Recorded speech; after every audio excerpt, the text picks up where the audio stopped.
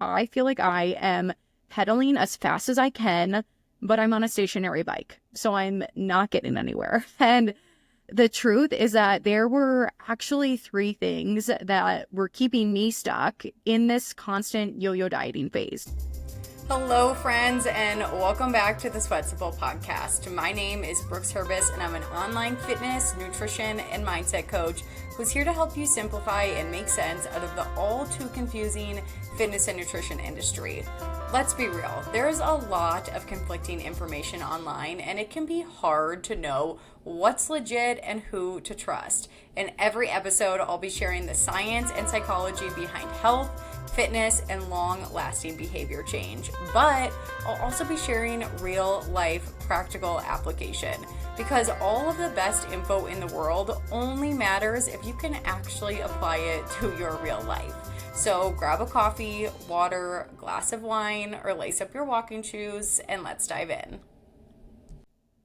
Hello, you guys, and welcome back to the Sweat Simple podcast. If you don't know about my health and fitness journey, I was not always a coach. In fact, I became a coach because I struggled so much with my own health and fitness journey.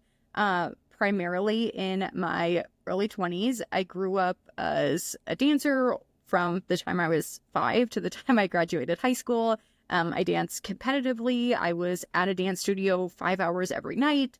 And then I got to college and I knew I needed to continue to be active, but I didn't know what that even looked like. I didn't know how to work out, and I definitely didn't know that nutrition needed to be a part of the equation. And for a year or two, I got by, but junior year, I studied abroad. I gained a lot of weight in a short period of time because I lost access to the gym, and I was literally eating bread and Nutella every single day for breakfast. That's what my host parents fed us. And I gained a lot of weight, and I came back, and it was the first time that I ever needed to purposefully lose weight, and I had no idea where to start. Again, I knew nothing about nutrition. I wasn't sure how I should be exercising. I was just going to group fitness classes, and for the next multiple years in my early 20s, I was stuck. I struggled. I lost and gained back the same 10 to 20 pounds. I was following every fad diet out there that was big in the Whole30, no sugar, no dairy phase. And I just found whatever sounded good, whatever sounded promising on the internet, and I tried to do that. And I was getting really frustrated because I felt like I was working so hard and I had nothing to show for it. And I bet some of you can relate to that. Even if you're not in that fad diet phase anymore, I bet you can relate to that feeling of, I am working my butt off and this is not paying off for me. I've had clients who, when they come to me, they're like, I feel like I am pedaling as fast as I can, but I'm on a stationary bike, so I'm not getting anywhere. And the truth is that there were actually three things that were keeping me stuck in this constant yo-yo dieting phase. And I would bet that if you're feeling stuck too, if the scale isn't moving, you're not experiencing the body composition changes that you want, it's likely from these three things. Because most of the time when my clients come to me and they're expressing that they are in this place of being stuck, it's usually one of these three things that we fix first. So we're going to dive into what those three things are. But before we do, I wanted to let you guys know that coming up in March, I'm hosting a free fat loss challenge. In just 1 week, you're going to feel more confident in your ability to lose fat, but also keep it off for good. So there's going to be 3 live trainings where you'll discover why healthy eating isn't working for you anymore. You'll get exact strategies to set up your life so that fat loss feels easier. You'll uncover the main reason why you can't stop self-sabotaging and what to actually do about it. So if you're like, this is what I need, all of those just rang true for me, head to the show notes. You can join for free at the link. It's going to be a super fun couple of days. And there's also some really cool, great prizes.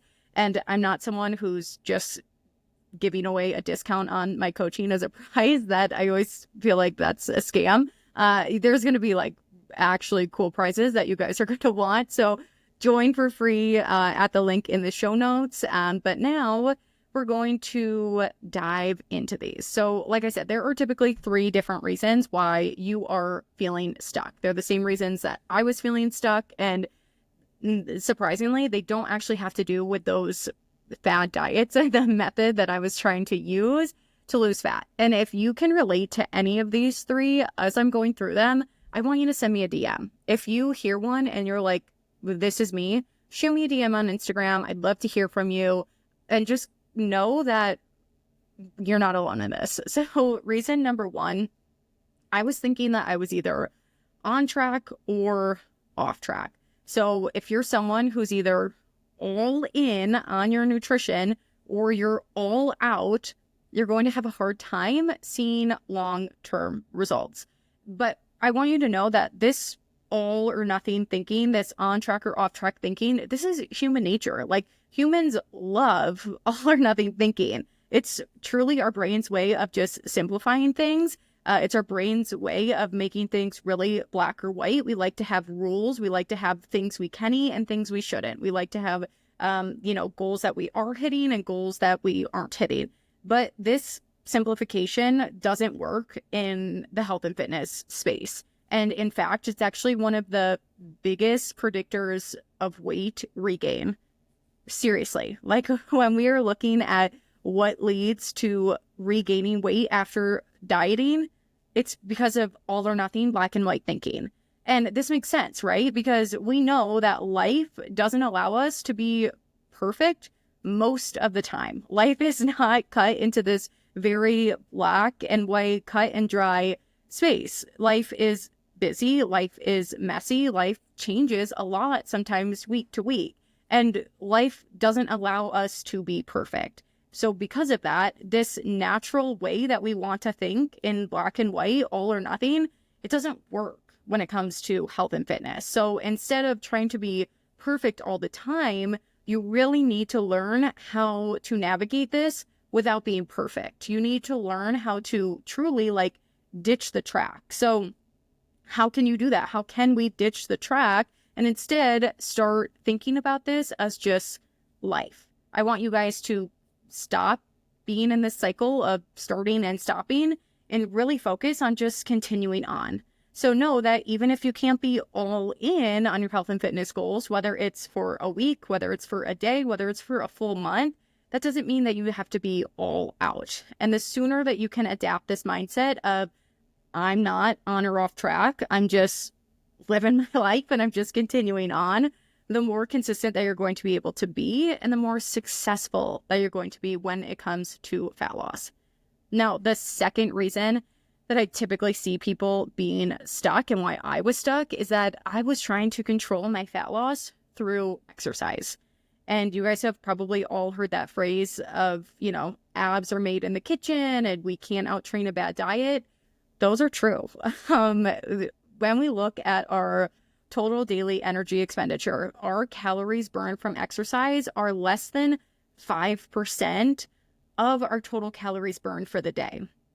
So what does that mean? That means that if the biggest chunk of our calories are not coming from exercise, that means that we can't really control being in a calorie deficit through exercise, because 5 to 10%, that doesn't impact our total calories burned all that much. So if we're sitting here trying to control our energy expenditure and we're trying to be in a calorie deficit through just burning calories from exercise, we're not going to be really successful unless we're doing something like training for a marathon where we're running hours a day. The calories burned from exercise isn't really going to move the needle very much for us. And that's okay. And also we have to remember, training for a marathon, running 2 to 3 hours a day, that's not sustainable long term. So it's actually more than fine that we can't control or we can't change our calories burned from exercise very much. That's not going to impact our overall daily energy expenditure all that much, because instead it means that we can focus on our nutrition. So while we can't control calories burned, we can a lot more easily control our calorie intake. So when we are looking at a calorie deficit, we know that it comes down to energy balance. We need to be consuming less than we're burning. And since we can't really have much control over what we're burning, we need to then control what we're intaking, what we're eating. So instead of trying to focus on exercise, instead of thinking you just need a new workout program, instead of thinking that you just need more cardio, whatever it might be, we really need to take a step back and look at our nutrition and think about controlling our intake. So the third reason that I was stuck on my health and fitness journey is I was using my weekends as a treat for being good all week. All week I would be perfect. I would resist all of my cravings. I wouldn't have the sweets I really wanted. I wouldn't even went through a gluten-free phase, wouldn't even allow myself to have pretzels. Like, I tried to be so perfect all week. And the reason I was being so perfect all week is because I knew that I was going to go ham every weekend. I'm talking brunch, late night pizza, drinks, cheese curds, all the really good, yummy stuff. But the truth is that when we look at Friday through Sunday, that is 43% of your week. And 43% is almost half, which means that what we do Friday through Sunday, it matters. And we can't just treat it as this all-out splurge if we're trying to lose fat, if we're trying to make progress towards our goals. So I want you to dive in a little bit deeper. Like, why are you using your weekends as a reward? Is it because you're being too restrictive during the week? Is it because you feel like this should be some treat? Is it because you're only allowing yourself to have certain foods on the weekend? Is it because you're using food as a stress relief? Like, there are lots of reasons why the weekends might be a struggle for you. And depending on why you're struggling on the weekends, the actual approach to changing this habit is going to look a little bit different. So that's really the first step. Why are you struggling on the weekends in the first place? And in general, in order to fix this really and see more progress towards your goals, you want your weekends to look more like your weeks and vice versa. So I stopped treating my weekends like an all-out splurge when I started to allow myself to have those foods on a more regular basis, when I stopped being so restrictive during the week, when I realized that fresh groceries did me a lot of good Monday through Thursday, and maybe it would be a good idea if I had fresh groceries on the weekend too. You know, when I realized that just because it was the weekend didn't mean that I had to eat every meal out. So there are lots of different options here, and it's really going to depend on why the weekends are difficult for you right now. But just in general, you want your weekends to start looking more like your week. So I'm curious, can you relate to any of those three things? Like, are any of those feeling like the reasons why you're stuck? Maybe it's more than one, maybe it's something else that I haven't even mentioned, but whatever you think is holding you back, shoot me a DM, let me know. I want to hear if you're falling into one of these, because like I said, this was me for so long, and my number one passion is helping all of you overcome these things a heck of a lot quicker than I did. So thank you guys so much for listening today. Just a reminder, sign up for my free fat loss challenge if you are looking to feel more confident in your ability to lose fat this year. The link for that is in my show notes. I always appreciate you guys tuning in and listening here every week, and I will see you all next week.